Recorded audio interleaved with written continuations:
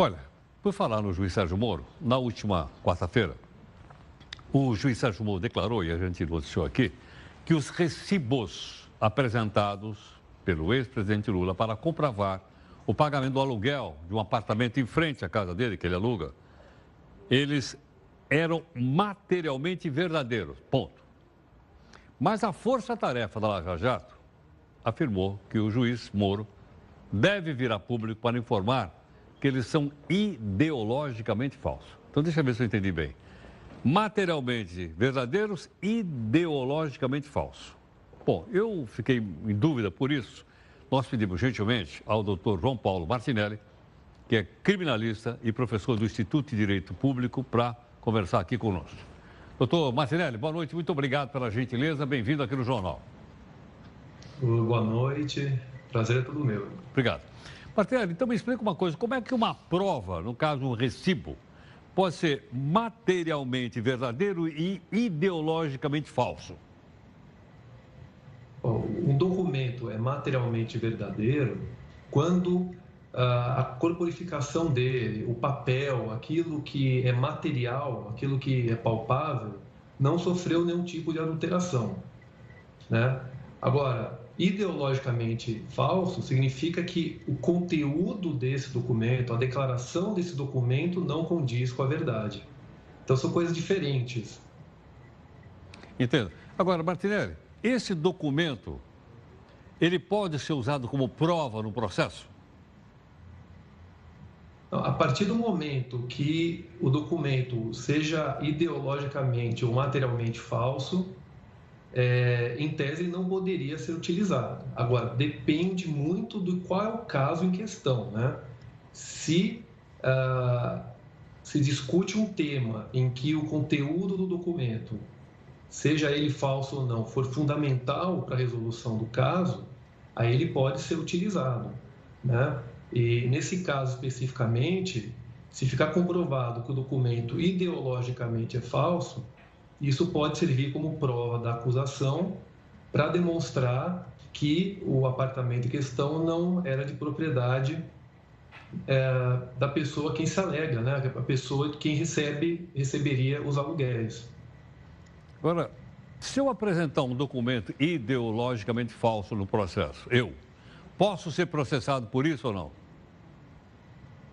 Olha, aí depende do caso, porque quando o advogado leva um documento que é ideologicamente falso, se houver o dolo do advogado, ele tiver conhecimento de que isso é falso, pode haver a instauração de um procedimento para averiguar, né? Agora, quando o advogado confia no documento que o cliente entrega para ele e ele junta aos autos os documentos acreditando que os documentos são verdadeiros, aí não há crime porque existe a relação de confiança do advogado com o cliente, né? Agora, o juiz do processo se suspeita que o documento seja falso, aí tem que caminhar para o Ministério Público para tomar as providências necessárias. Aí seria um outro processo que não tem nada a ver com o processo em que aqueles documentos falsos foram anexados. Martinelli, deixa eu ver se eu entendi bem. Um documento materialmente falso. Eu, por exemplo, falsifico a assinatura de alguém num documento. Eu suponho que ele seja materialmente falso, se for comprovado isso, né? Agora, como é que eu comprovo se ele é ideologicamente falso?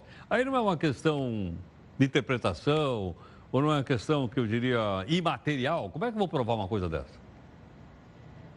Aí cabe a análise de todo o conteúdo probatório, não só daquilo que está no documento, mas aí tem que analisar provas testemunhais, outros documentos que estejam anexados para verificar se aquela declaração que está no documento condiz com o resto do conteúdo probatório. É uma questão interpretativa mesmo, não é tão fácil assim. Agora, se a pessoa que assinou a quantidade de documentos, não me lembro quantos, e ela diz, olha, me levaram lá no hospital e eu assinei tudo de uma vez só, por aí se pode provar que ele é ideologicamente falso, ou seja, eu fui lá e pedi para ele assinar tudo para mim porque eu preciso comprovar alguma coisa? Aí depende, vai depender do caso concreto, né? O documento ideologicamente falso, ele contém uma declaração que não condiz com a verdade ou que omite uma informação que era fundamental para o documento, né? Então, se eu peço para alguém assinar um documento sabendo que o conteúdo dele é falso, né, aquele que induziu uma pessoa a assinar pode responder pela falsidade ideológica também, mesmo quando principalmente nesses casos em que abusa de alguém que não tem conhecimento daquilo que assina. Uma pessoa ingênua, por exemplo, que é levada a assinar um documento sem saber do que se trata. Entendo. Agora, isso ainda está dentro de uma fase da formulação do processo, para que o juiz possa formar depois uma opinião a respeito do processo que está em andamento. Não é decisivo, ou é? Nesse caso, pode ser decisivo. Ah, é? O que acontece nesse caso especificamente é o que chama de incidente de falsidade, né? O incidente é como se fosse um processo, um pequeno processo dentro do processo principal. Então, o processo principal analisa as provas para tentar chegar a uma conclusão se o imóvel é ou não é de propriedade do ex-presidente, né? Aí, o Ministério Público Federal alega que os recibos de aluguel, os aluguéis são falsos, e aí é instaurado um mini processo dentro desse processo, que é um processo, esse mini processo tem por objetivo analisar exclusivamente se aqueles documentos são ou não são verdadeiros.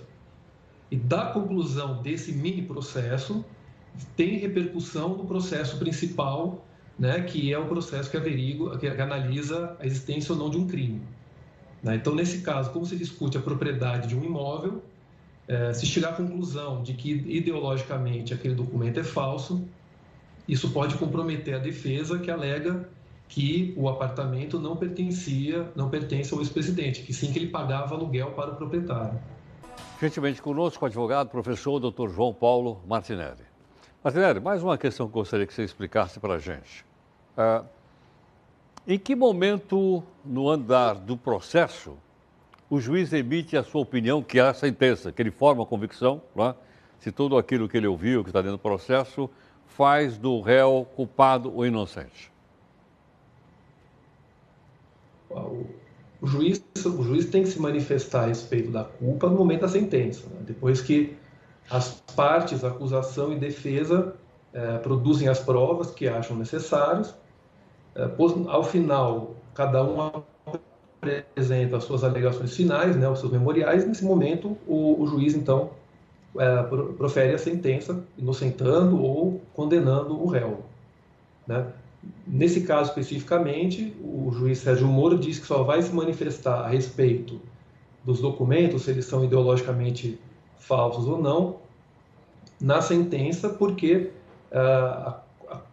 aí a decisão a respeito desses documentos vai interferir diretamente na própria decisão se as alegações da acusação são verdadeiras, né? De que não foi o ex-presidente que pagava os aluguéis, mas sim uma outra pessoa como forma de retribuir alguma coisa a ele. Tá certo. Muito obrigado mais uma vez. Até logo. Eu agradeço, boa noite. Até logo, muito obrigado. Então, o advogado conosco, Dr. João Paulo Martinelli, aqui conosco, né? E explicando então de maneira técnica a evolução desse outro processo que corre também na primeira instância da Justiça Federal do Paraná, em Curitiba, cujo titular é o juiz Sérgio Moro. Vamos ao intervalo, em 30 segundos nós voltamos.